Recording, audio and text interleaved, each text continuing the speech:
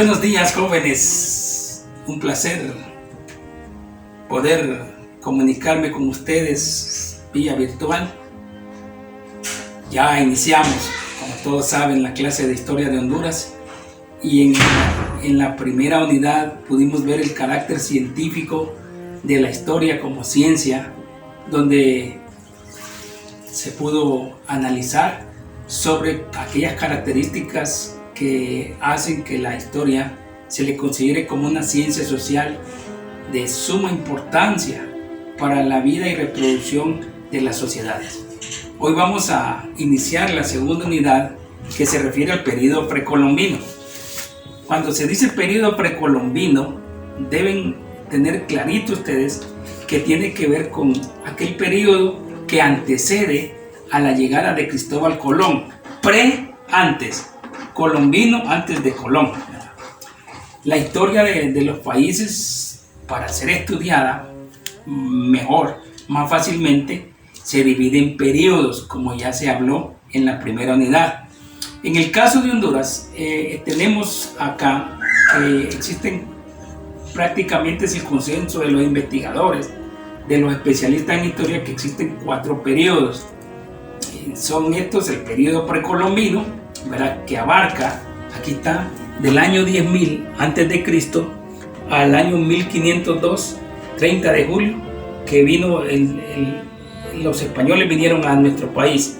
Periodo colonial de 1502 a 1821, periodo independiente de 1821 a 1876, y el periodo contemporáneo, que es el que estamos viviendo actualmente, que abarca de 1876 con el inicio de la reforma liberal en Honduras por parte de Marco Aurelio Soto y Ramón Rosa hasta el año 2020.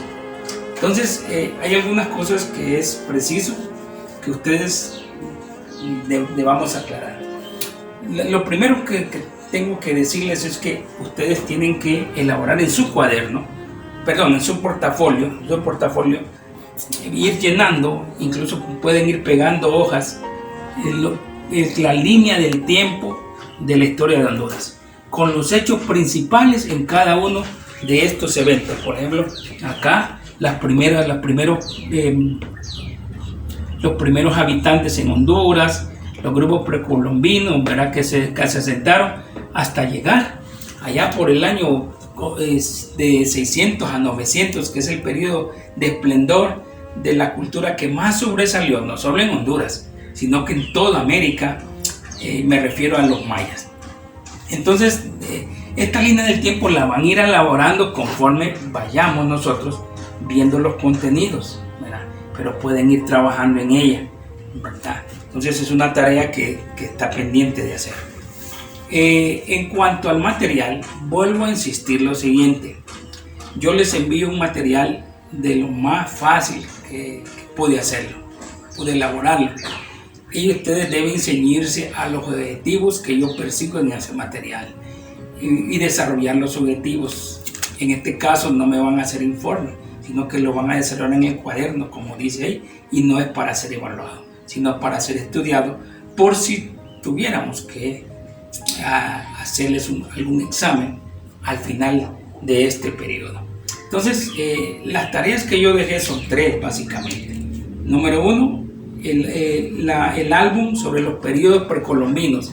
Tienen ustedes un mes para buscar información en internet o en sus cuadernos sobre todos los grupos precolombinos que hubo en Honduras, y poder pegarlos en su álbum y escribir el nombre del grupo y tal vez algunas características básicas de los grupos. Debemos aclarar esto en cuanto al álbum. Es un álbum que yo conozco las limitaciones que ustedes tienen, pero hagan lo posible por buscar en libros y en internet sobre la forma de vestuario, dónde se ubican, y poder pegar, ¿verdad?, toda esa información que ustedes vayan consiguiendo a partir de hoy. El álbum, igual que el que hicieron en sociología, debe llevar imágenes, pero también algún comentario o alguna idea importante sobre cada grupo precolombino, debajo de cada página. Bien, entonces esa es la primera tarea. Tienen todo un mes, como les digo, para desarrollarlo. La segunda tarea es el resumen de un video de 12 minutos con 12 segundos que yo les dejo el link sobre la ciudad maya Copán. Nosotros sabemos que entre todas las ciudades o pequeños pueblos, la ciudad que más se desarrolló y que aún hoy en día deslumbra a la humanidad entera es Copán, ¿verdad? Por sus obras de cultura, de arquitectura, por todo lo que hicieron los mayas ahí, que se ha dejado testimonio de la grandeza, ¿verdad? De la inteligencia y la sabiduría de un pueblo como los mayas. Bien, la tercera tarea es que ahí va a haber un cambio, porque les había dejado la lectura y resumen del libro del Popol Vuh, que es el único libro que ha quedado de los mayas, debido a que los católicos durante el periodo de conquista y la colonia se encargaron de quemar toda la literatura maya, y ahí se fueron valiosos documentos que testimoniaban la historia de esta gran cultura. Pero el único que nos quedó es el Popol Vuh. Si ustedes quieren leerlo, háganlo, y pueden hacer un resumen si quieren, ¿verdad? Esto se escribe así, de esta manera, miren: Popol Vuh, el libro del Popol Vuh. Si ustedes quieren, ni cosa mejor, ¿verdad? Así aprenden mucho más. Pero en vez de la lectura del libro Popol Vuh, les dejé que hicieran dos mapas. El primer mapa, que es sobre las rutas migratorias que se dieron para poblar América. Todos tenemos claro de que la población en América no es autóctona, o sea, no es propia de aquí, sino que migró de otro continente, ¿verdad? Y aceptamos la teoría de Paul Rivet, el francés, de que los primeros pobladores en América vinieron básicamente por dos rutas migratorias. Número uno, la del estrecho de Bering en el norte, y número dos, de producto de viajes en canoa o en cayucos de las islas de Polinesia y Melanesia, allá en el continente australiano. Pero hay una tercera ola migratoria muy interesante que en los últimos años se ha venido investigando, y que también pudiera ser parte de esos grupos o corrientes migratorias hacia América, que es la siguiente: en grupos de personas de Australia se vinieron a América vía la Antártida, y allá por el sur, tipo lo que hoy es Argentina o Chile, llegaron desde la Antártida y comenzaron a poblar todo lo que hoy conocemos como el continente americano. Entonces ustedes van a elaborar un mapa donde señale, así como este por ejemplo, donde señalen las rutas migratorias en América. También van a elaborar otro mapa que mencione ya específico sobre las dos corrientes o rutas migratorias, que sería este más o menos de Honduras. Honduras fue poblado por dos corrientes migratorias: la de los mayas, que es del Yucatán, que está acá, ¿verdad? Y que ustedes van a hacer incluso con estos puntitos aquí en el occidente de Honduras, y la ruta del sur, que venía de Colombia, específicamente de la cultura chibcha. Esta ruta del sur, ¿verdad?, vinieron en canoas y poblaron lo que hoy es el nororiente de Honduras. De hecho, los grupos como los que se llaman llamados icaques, por cierto, o tolupanes, que es el término correcto, los grupos tahuacas, son descendientes directos de los chibchas. Es interesante porque incluso el lenguaje de los tahuacas, sus costumbres y su biotipo es sumamente parecido al que tienen los descendientes de los chibchas en Colombia. Entonces, ese mapa ustedes lo van a elaborar preferiblemente a mano. Yo sé que los profesores de ciencias sociales de séptimo, octavo y noveno grado ya les enseñaron a ustedes muy bien cómo elaborar estos mapas. Entonces, yo espero que en esta unidad puedan corregir los errores que han estado cometiendo varios estudiantes, de que prácticamente me copian absolutamente todo del material y no hay ningún aporte de ustedes.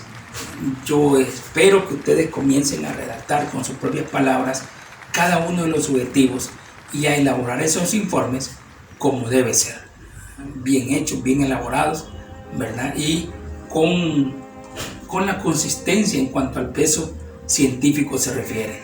Las conclusiones, 3 como máximo, y con 2 o 3 renglones cada una de ellas. Y obviamente los anexos con el glosario, y serían las 3 tareas que yo les dejé. Por último, quisiera mencionar que no es lo mismo hablar de grupos precolombinos en Honduras como de grupos étnicos. Los grupos precolombinos son grupos autóctonos. Cuando se refiere a alguien autóctono, debe entenderse como propio de Honduras. Hay grupos precolombinos y hay autóctonos. Todos los grupos precolombinos hay grupos precolombinos y grupos étnicos. Todos los grupos precolombinos son étnicos, pero no todos los grupos étnicos en Honduras son autóctonos. Los grupos precolombinos en este caso serían los lencas, los tulpanes, los tahuacas. Estamos hablando de los chortís, ¿verdad? Estamos hablando de los pech. Esos son grupos precolombinos. Pero si queremos incluir los grupos étnicos, también ahí tendrían que ir la actual mezcla de los misquitos, los garífunas y los creoles de las islas de la bahía, porque estos no son propios de Honduras. Esta es una mezcla que vino de los grupos descendientes de África y que se mezclaron posteriormente, después de la llegada de Colón, con los mestizos y los indios en Honduras, formando lo que nosotros conocemos como los misquitos actuales u otros grupos. Entonces, jóvenes, espero que ustedes puedan leer a partir de hoy este material. Cualquier duda me la hacen llegar los lunes o los jueves, como hemos consensuado con ustedes. Espero que todo les vaya bien. Los que están pendientes de las tareas de sociología, todavía las estoy revisando, y ya tenemos pendiente incluso el informe de la primera unidad de historia de Honduras. La historia es riquísima. La historia me permite a mí incluso no solo ver lo que pasó allá, sino que ese pasado, imaginarme lo que sucedió, ver que el pasado de los pueblos es esencial para comprender el presente y para poder nosotros construir el futuro. Yo creo que la historia es una de las ciencias más importantes de la humanidad. El problema de las sociedades actuales es que no hemos aprendido y valorado lo que son los hechos históricos más importantes. Cuando un pueblo no valora su historia, pierde su identidad y fácilmente se deja llevar por los medios de comunicación, por los procesos de aculturación de parte de las sociedades que se creen disque superiores a la nuestra, ¿verdad? Y nos llenamos, nos mezclamos de tantas cosas que no son propias de nuestra cultura.